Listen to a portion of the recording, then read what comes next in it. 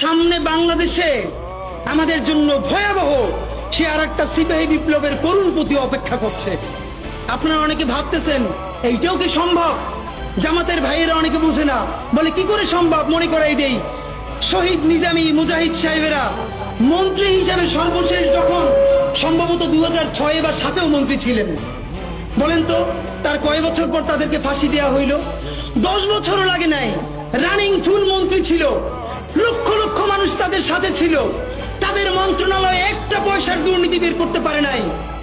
10 বছরের মধ্যে মন্ত্রিত্বের পর তাদেরকে ফাঁসি দেওয়া শুধু হয় নাই, তাদের সন্তানরা তাদের জানাজাটা পর্যন্ত পড়তে পারে নাই। সংখ্যা দিয়ে হয় না ভাই, কোটি কোটি মানুষ দিয়ে সবকিছু হয় না। আজকে আপনারা প্রথম আলোর বিরুদ্ধে বলেন, এই যে আসার সময় বলতেছিলাম শায়েকরে, প্রথম আলোর প্যারালাল কাছাকাছি একটা পত্রিকা কি আমরা দাঁড় করাইতে পারছি?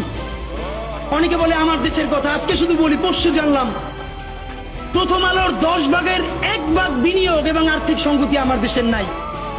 5 কোটি টাকা হইলে আমার দেশে একটা নতুন প্রেস কিনতে পারে, তাইলে পত্রিকাটা ঠিক মতো ছাপাইতে পারে, ভাড়া লাগে না, সেই টাকাটাও তাদের নাই। ভাই, ভালোবাসা দিয়া পয়সার কাজ হয় না। 50,000 টাকা যে এই লোকটার স্যালারি, এই কাজ যদি 20,000 টাকা দিয়ে করাইতে চান, কোনদিন 50,000 টাকা রিপোর্ট এবং স্কিল আপনি পাবেন না। ওই 50,000 টাকাই লাগবে, মানুষ মাগনা কাটে 3 দিন।